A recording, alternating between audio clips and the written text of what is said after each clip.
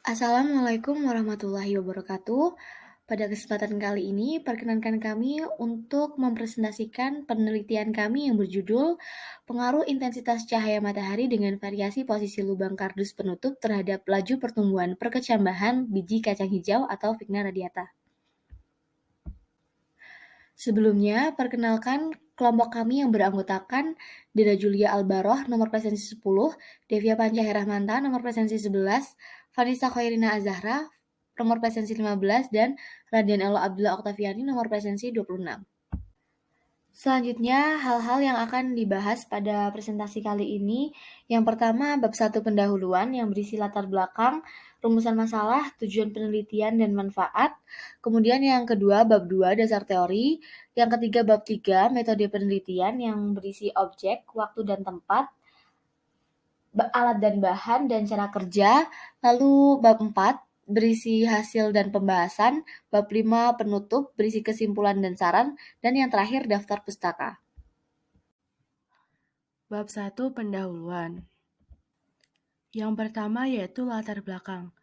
Salah satu fase pertumbuhan dan perkembangan adalah proses perkecambahan.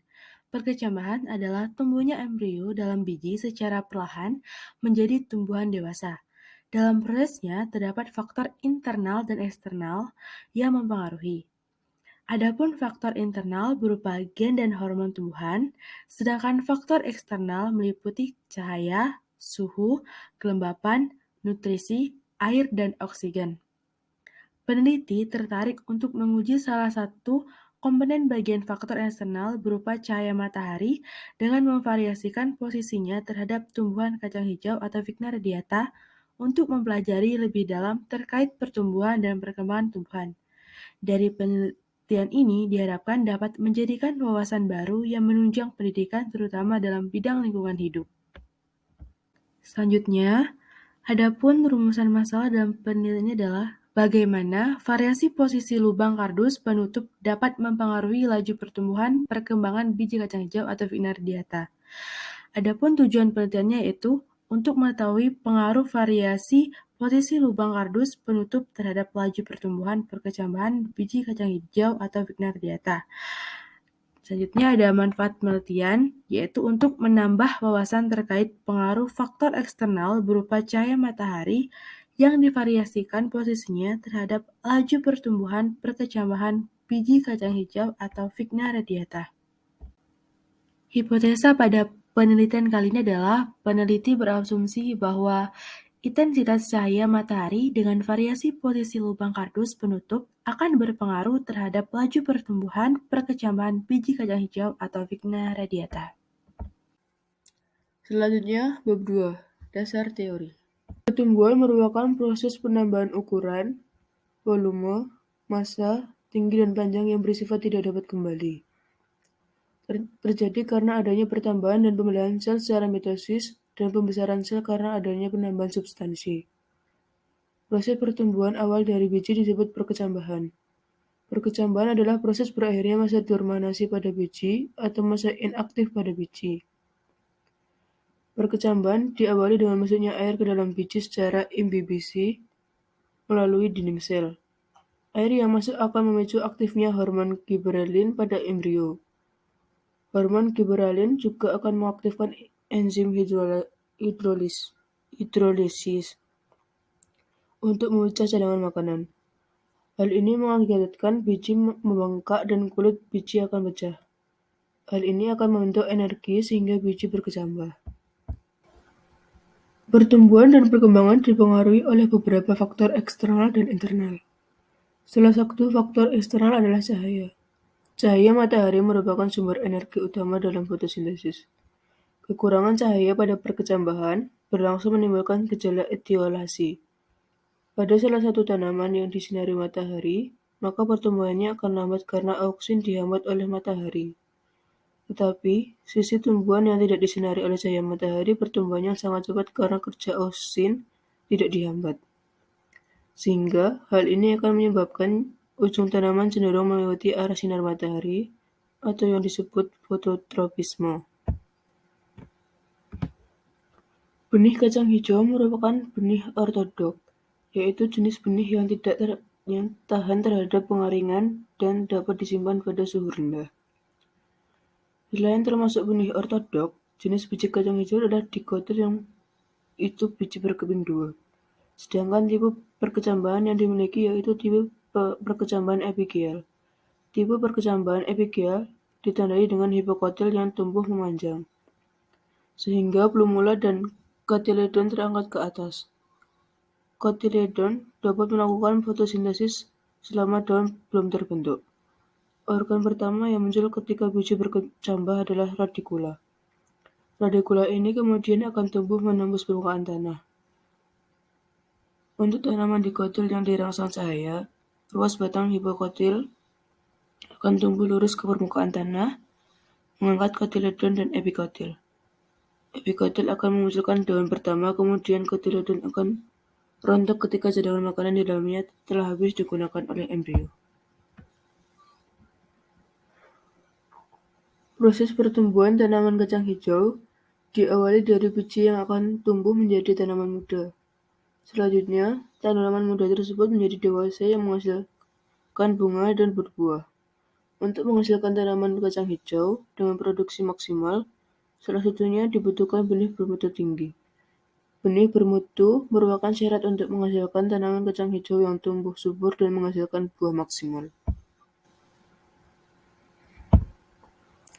Menurut Purwono dan Hartono 2012, kacang hijau termasuk dalam keluarga Leguminosae dengan klasifikasi botani divisi Spermatophyta, subdivisi Angiosperma, kelas Dicotyledon, ordo Rosales, keluarga Leguminosae, genus Vigna, dan jenis Vigna radiata.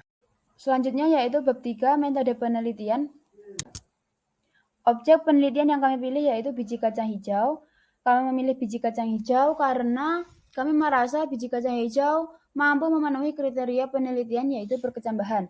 Dan yang kedua, biji kacang hijau mudah ditemukan di lingkungan sekitar. Kemudian, tempat dan waktu penelitian ini dilaksanakan di halaman rumah Devia Panca yang beralamat di Karangturi, Umbul Martani, Ngemplak, yang dilaksanakan selama 14 hari dari tanggal 7 Agustus hingga 21 Agustus 2022. Alat dan bahan yang dibutuhkan dalam penelitian ini yaitu 1. Cup plastik 5 buah dengan diameter 8 cm, kemudian yang kedua, kardus 4 buah, usahakan memiliki volume yang sama. Yang ketiga, penggaris serta spidol 1 buah. Yang keempat, gunting 1 buah. Yang kelima, kamera HP. Yang keenam, 25 biji kacang hijau yang sudah dipilih. Kemudian yang 7, kapas 10 lapis. Yang ke-8, air 2 sendok makan per penyiraman. Dan yang terakhir 9 cahaya matahari.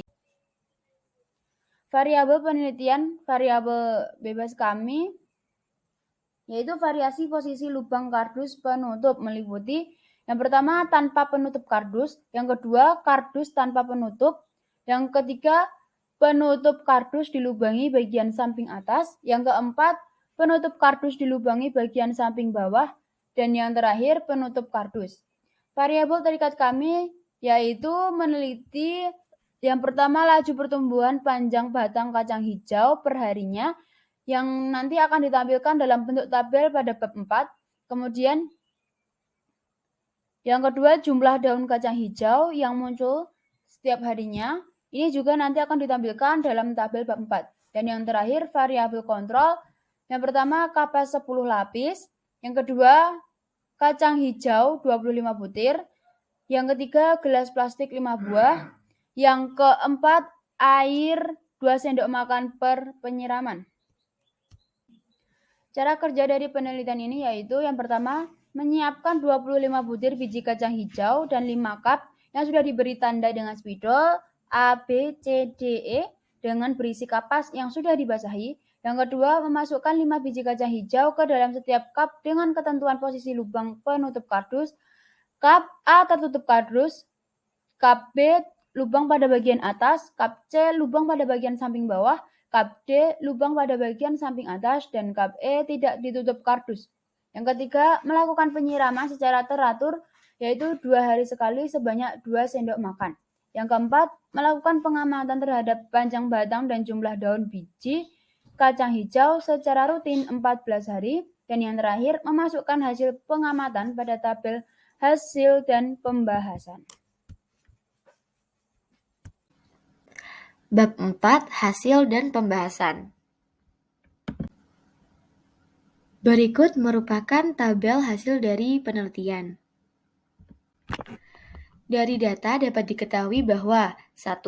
Tumbuhan yang tertutup kardus memiliki tinggi batang paling tinggi di antara tumbuhan lainnya. 2. Tumbuhan yang tidak tertutup kardus memiliki jumlah daun paling banyak di antara tumbuhan lainnya. Pembahasan. Terdapat 2 tipe perkecambahan. Yang pertama, perkecambahan epigel. Perkecambahan epigel merupakan perkecambahan yang ditandai dengan bagian kotiledon terangkat ke atas permukaan tanah karena pemajangan hipokotil. Sedangkan perkecambahan hipogel merupakan perkecambahan yang ditandai dengan terbentuknya bakal batang yang muncul ke permukaan tanah, sedangkan kotiledonnya tetap berada di dalam tanah. Dari percobaan yang telah dilakukan, dapat diketahui bahwa kacang hijau atau Vigna radiata termasuk dalam tipe perkecambahan epigel. Intensitas cahaya matahari yang masuk mempengaruhi laju pertambahan tinggi pada tumbuhan. Tumbuhan yang tidak terkena cahaya matahari secara langsung atau intensitas cahaya masuk lebih kecil memiliki laju pertambahan tinggi lebih cepat daripada yang mendapatkan intensitas cahaya lebih besar. Hal ini dikarenakan adanya pengaruh kerja hormon auksin. Hormon auksin adalah hormon yang berfungsi merangsang pemajangan sel pada daerah titik tumbuhan, merangsang pembentukan akar, merangsang partenokarpi, merangsang diferensiasi jaringan pembuluh, merangsang absisi dan berperan dalam dominasi apikal. Pada tempat yang terang, hormon auksin akan terurai akibat suhu yang tinggi. Hal ini menyebabkan pertumbuhan tumbuhan menjadi terhambat.